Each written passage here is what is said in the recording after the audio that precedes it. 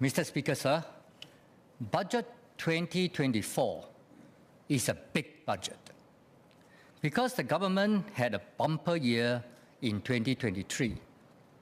Operating revenue in 2023 was larger than the original estimate by $8 billion because of the tax increases announced in 2022, high inflation, and high property prices. This $8 billion excess revenue, together with the $23.5 billion NIRC for 2024, contributed to surplus budget resources of more than $30 billion to be allocated in this budget. As a result, the government was able to make a record capital transfer of more than $30 billion to top up existing endowment and trust funds and create some new ones. Because of this, Budget 2024 will give some benefits to almost every Singaporean. However, the monies in the endowment and trust funds will fund social spending over many years into the future, and only a small amount will be spent this year. PSP has explained the workings of the endowment and trust funds during the public finance motion 3 weeks ago, and why capital transfers to these funds should not be considered as current year spending. Hence, Budget 2024 falls short on immediate spending in the current year. While we welcome the $1.9 billion assurance package and the effective reduction of the owner-occupied residential property tax increase announced in 2022 by the revision of the annual value bands of the properties, these supports are hardly enough for cash-strapped Singaporeans to cope with the current cost of living crisis. The government has also decided to close the special account for CPF members above 55 years old. This will impact the retirement plans of many Singaporeans who can no longer enjoy a higher CPF interest rate and withdrawal flexibility of their CPF funds at the same time. Can the government tell us how much interest it's paying these special accounts currently, and how much will it save in interest payments?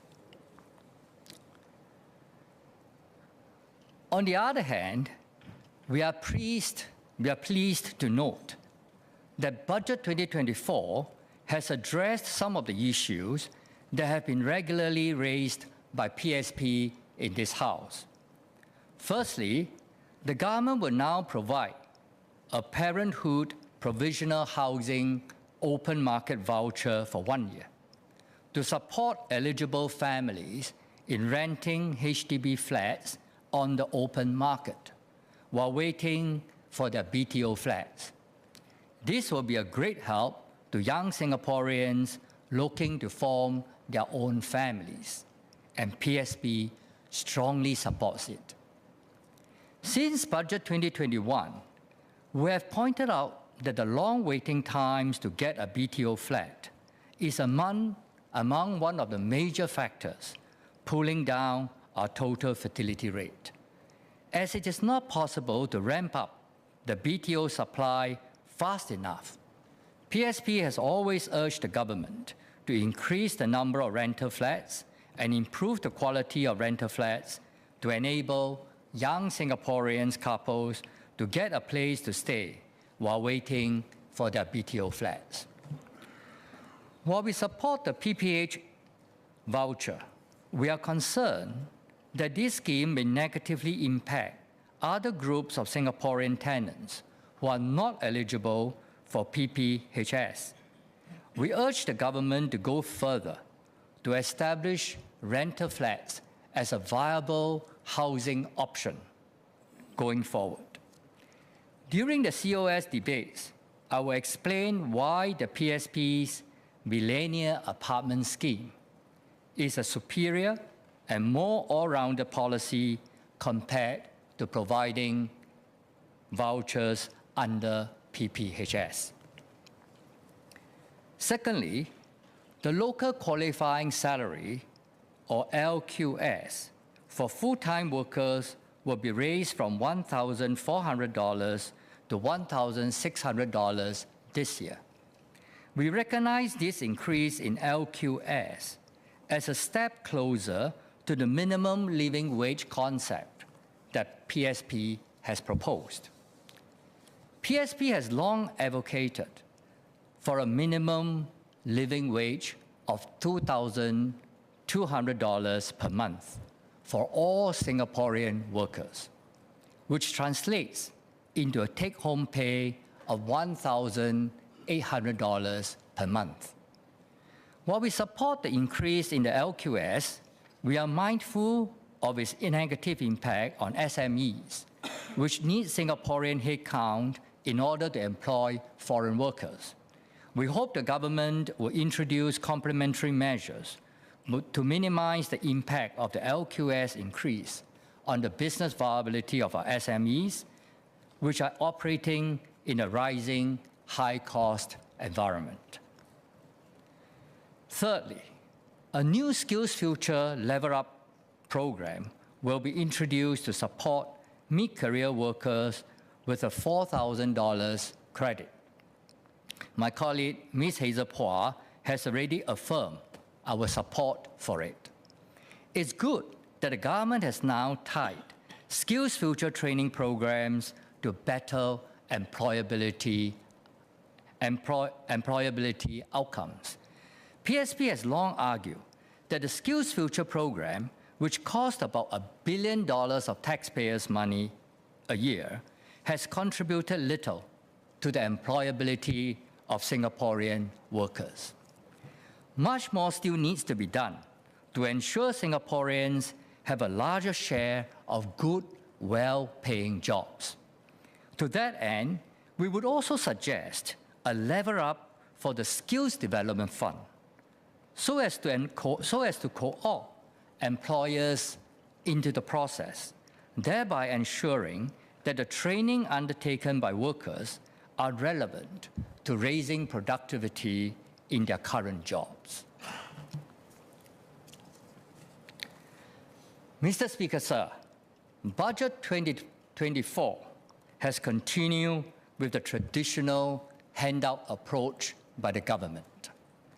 The handout approach is characterized by the existence of around 60 support schemes and services, each offering short-term handouts for a targeted segment of Singaporeans. It is not uncommon, however, that multiple schemes are applied to solve one particular socio-economic problem for one recipient, which often, and very understandably so, makes it very confusing to the recipient. For example, during Budget 2022, the Minister for Manpower presented an example of a low-income 65-year-old landscape worker who enjoyed a total income of $27,570 a year. While this figure works out to be about the same as the minimum living wage that PSP has proposed, the total income was not paid from one source, but consisted of a base income of $17,400, presumably paid by the employer, and $10,170 paid by the government through 7 different schemes, namely the Special Employment Credit, the Annual Progressive Wage Model Bonus, the Workfare Income Supplement, the Workfare Special Payment, child subsidies, the Care and Support Package, and the USAVE and GST vouchers. Hence, 7 schemes were applied to achieve the one socioeconomic objective of ensuring that the worker had more to cope with the cost of living. Furthermore, such a system may contribute to lower self-esteem among lower-income workers because their basic pay is still very low, and there are little incentives in the schemes to motivate them to improve themselves. The handout approach also comes with a high administrative cost because needy Singaporeans usually need external help to navigate through the maze of eligibility rules to qualify for a particular support. For example, to deliver welfare benefits to a Singaporean, very often the SSO, the People's Association, the Silver Generation Office, and many other private charity groups are involved at the same time. Slightly more than half of the 60 schemes also require applications. Many needy Singaporeans are already struggling. They may not have the time or energy to pay attention to what schemes they qualify for, even if these schemes can help them. They also lack the English language proficiency to understand these rules.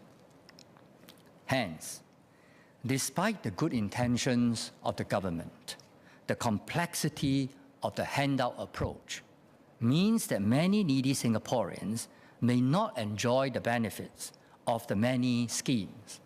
Some of them may also not get the help they need fast enough, and this can be especially troubling when urgent help is required. PSP is a strong advocate for more support for Singaporeans, but the taxpayers' money spent must motivate Singaporeans to strive for higher goals and not breed dependency in handouts. The PAP under the late Mr. Lee Kuan Yew always sought to avoid breeding dependency.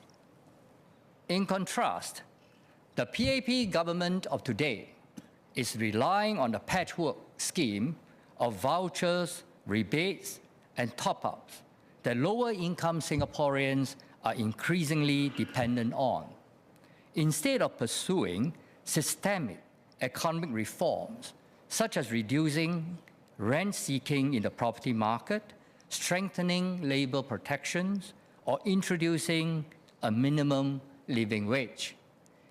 Is this system dragging Singaporeans into a social trap rather than providing a social trampoline that allows Singaporeans to bounce back?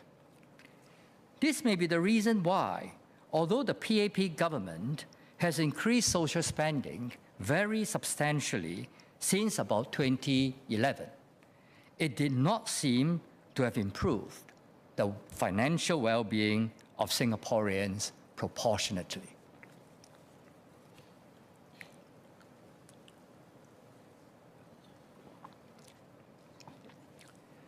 The main weakness of the handout system developed by the PAP government is that it does not empower the individual.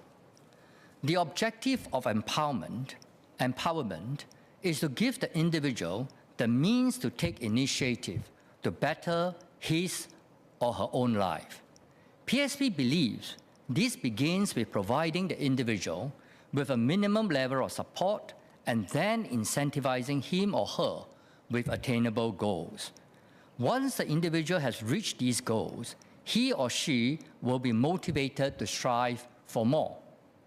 This whole process requires a permanent scheme approach and not a handout approach.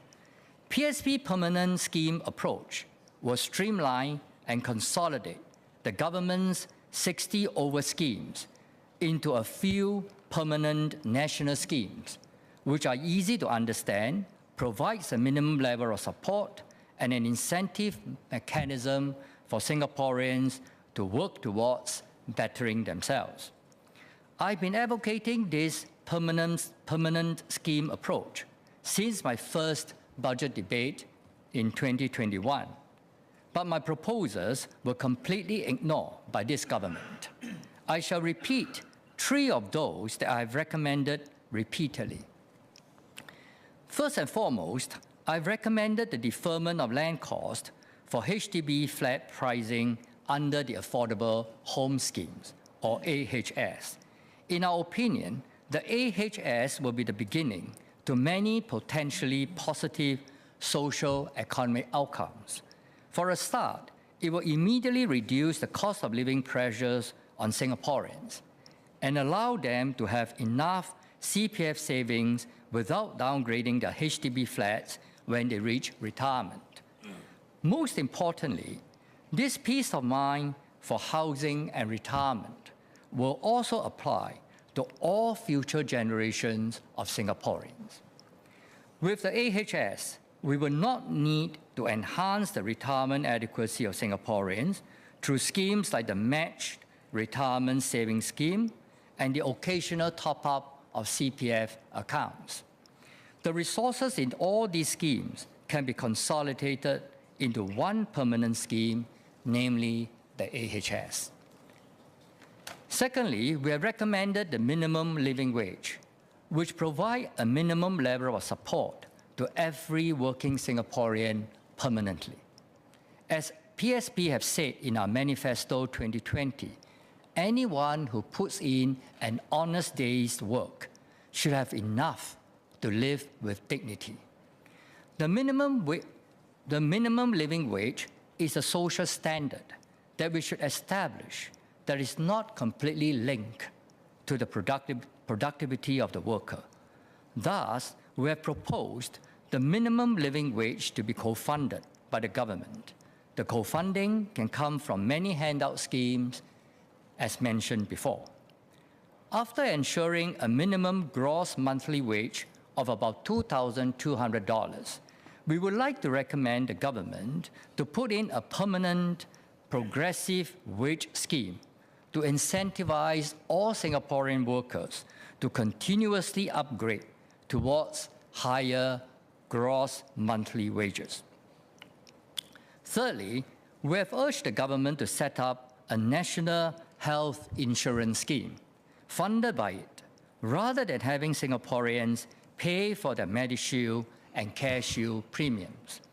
To minimize moral hazards, Singaporeans will have to co-pay healthcare expenses from their Medisave accounts. The government can supplement the Medisave accounts with a healthy SG bonus every year. For Singaporeans who practice healthy living, this bonus will become excess Medisave balances, which can be transferred to their retirement account to boost their retirement income. PSP envisage that with the majority of Singaporeans covered under a few permanent schemes, the Minister for Finance will not need to distribute handouts to millions of Singaporeans during every annual budget.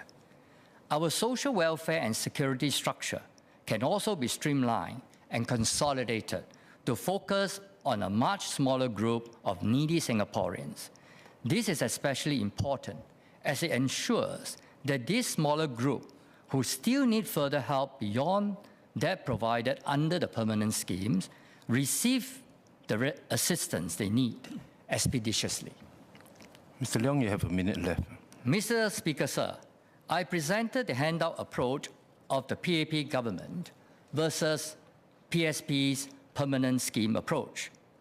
The latter empowers Singaporeans with the certainty of help when they need it and encourages them to strive for higher goals with incentives. PSP estimated that the shift to the permanent scheme approach will not consume significantly more fiscal resources because the government already has more than 60 schemes in place and has locked away tens of billions of dollars in endowment and trust funds. PSP believes that we can do a lot more to improve the well-being of our citizens, work to combat future challenges, such as climate change, and provide support to worthy humanitarian causes abroad. As owners of one of the largest sovereign health in the world, Singaporeans deserve better policies that can lead to better lives and a more secured futures. We must be aware that we have the ability Mr. and Leong, please round up. responsibility to do more for ourselves, for Singapore, and also for the world. Sir, we Mr. Leong, support the budget okay. in hope that is a step in the right direction Okay. for country, for people. Just for your info, I gave you an extra 30 seconds. Thank you, But sir. kindly keep to the time that is allocated to everyone. Thank you, sir.